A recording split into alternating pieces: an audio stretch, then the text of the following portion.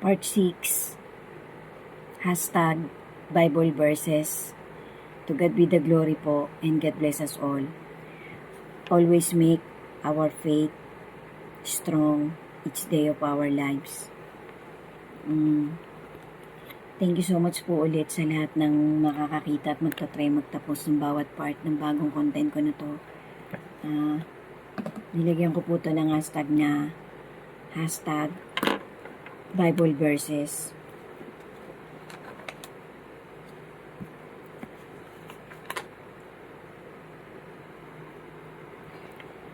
These are the three fearful or scary prophecies from the Holy Bible. Meron po tayong 1,870s na prophecies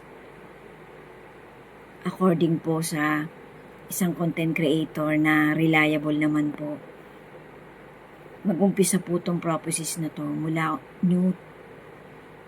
Old Testament to New Testament.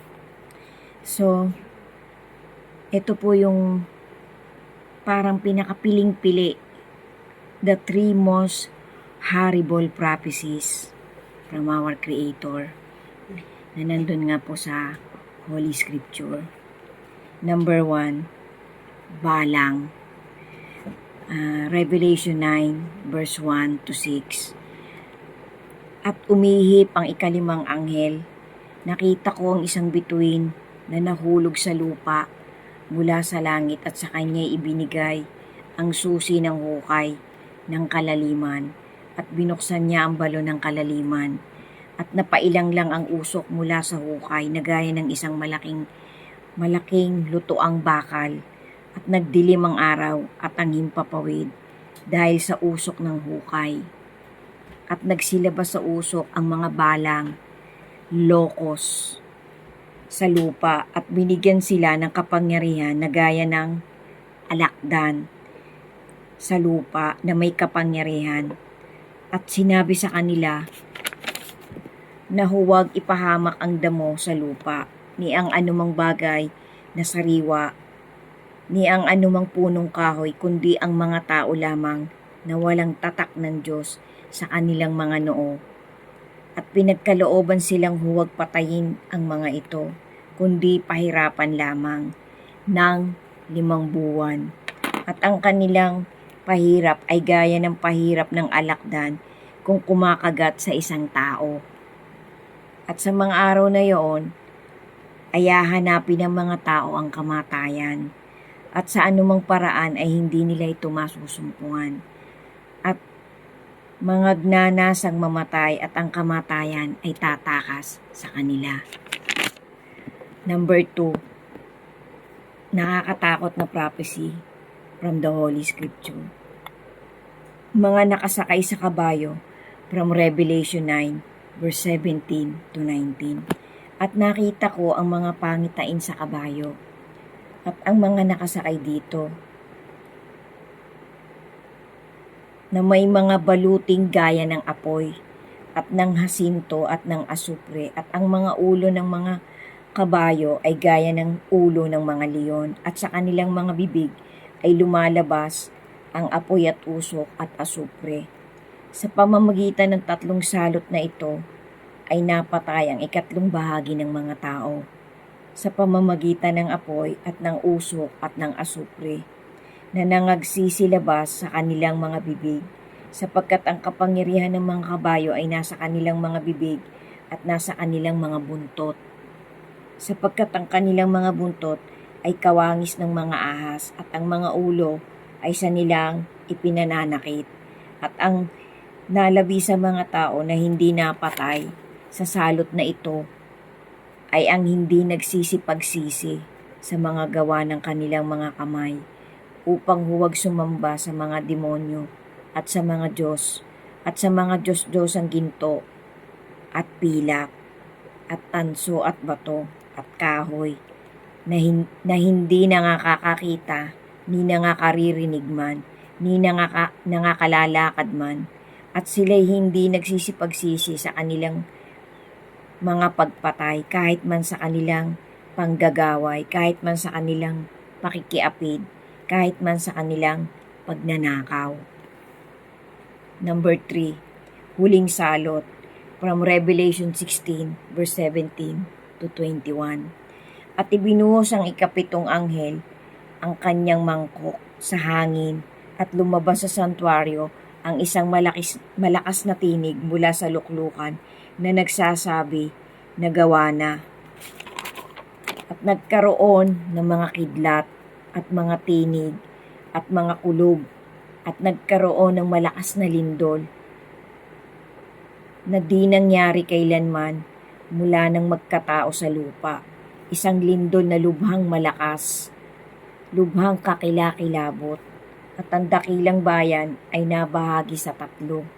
At ang mga bayan ng mga bansa ay nangaguho at ang dakilang Babylonia ay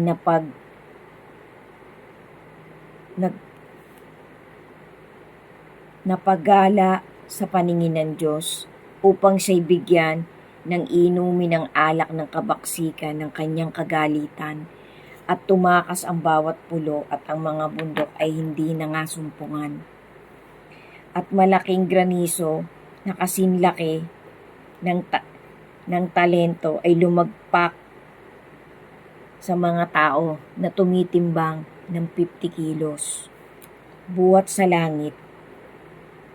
At namusong ang mga tao sa Diyos dahil sa salot na ito na granizo, sapagkat ang salot na ito ay lubhang malaki.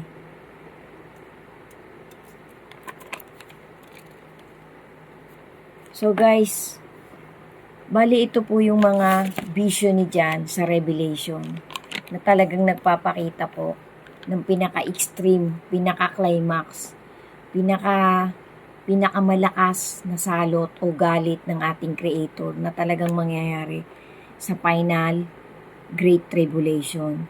Sana po guys pagnilayan po natin ang mga verses na binabanggit ko sa bawat part ng content ko na to. Nagtitiwala po ako at umaasa na bawat makakakita ng content ko na to gamitin nyo po yung discretion nyo. Pasadahan po ng inyong mga mata ang bawat verses na binabanggit ko sa bawat part ng content ko na to. Thank you so much po. Sana po kahit papano makapagatid po ako ng maliit na life lesson and motivation para sa bawat isa sa atin. Magpatuloy-tuloy po tayong umasa at manalig sa ating Creator. Panghawakan po natin ng mahigpit ang ating faith. Lagi ko pong tinatawid, lagi ko pong pinipilit isama sa bawat content ko na always have steadfast faith to our Creator. Kasi po yung faith po natin na yan po ang magliligtas sa atin. Yan po ang magbibigay sa atin ng pagkakataon ng kahit maliit lang na tsansa. Kasi wala pong nakakasigurado, kahit po banal. Sabi po ng mga salita ng ating Creator, kung yung mga banal ay mahihirapan ng makapasok sa makipot na pintuan, ano pa po kaya yung nagpapakalubog sa kasamaan. Sana po ingatan natin talagang faith natin. Samahan po natin ng malalim na tiwala sa ating Panginoon. At dagdagan pa po natin ang mga maliliit na kabutihang pwede nating itawid habang may panahon pa po tayo. Kasi lahat po talaga na nandito ay borrowed lang. Kaya gamitin na po natin sa tama. Sikapin po natin pagnilayan lagi ang Word of God.